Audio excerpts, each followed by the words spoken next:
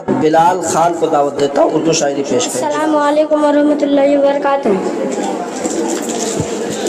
कोई मौसम हो सुख दुख में गुजारा कौन करता है, कोई मौसम हो सुख दुख में गुजारा कौन करता है, परिंदों की तरह सब कुछ गवारा कौन करता है, परिंदों की तरह सब कुछ गवारा कौन करता है।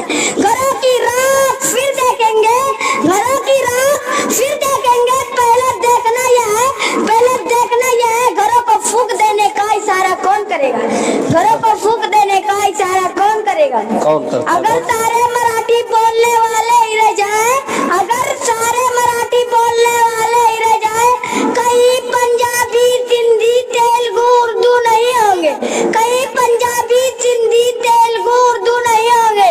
अगर भारत के नक्शे से तुम हम सबको मिटा दोगे, चमन में फूल तो होगी मगर खुशबू नहीं होगी। बहुत खूब, माशाल्लाह, बहुत खूब,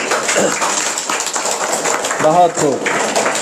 ऐसे ही तालियां बजाते रहिएगा हर बच्चों के बाद, क्योंकि ताली बजाने से सेहत ठीक रहती है। ये मैं नहीं कहता हूँ, बाबा रामदेव ने कहा है कि ताली बजाने से सेहत ठीक रहती है। तो ताली हर शायरी के बाद बजाते रहिए। कह रहा हूँ कि जितना समझत हो उतना महान थोड़े है।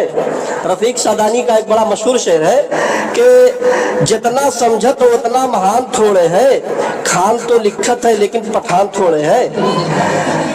जितना समझत हो उतना महान थोड़े है, खान तो लिखत है लेकिन पठान थोड़े है। हम ईमानित है कि मोहब्बत में चोट खाए हैं, हम ईमानित है कि मोहब्बत में चोट खाए हैं। जितना चिल्लात है उतना चोटान थोड़े है, जितना चिल्लात है उतना चोटान थोड़े है। बहुत बहुत बहुत शुक्रिया, आप लोगों ने मेरी भी हौसला अफजाई की है इतने देर के बाद। सही, बाबा रामदेव की बात आप लोगों के दिल पे लग गई, मेरी बात नहीं लगी है। अब बिलाल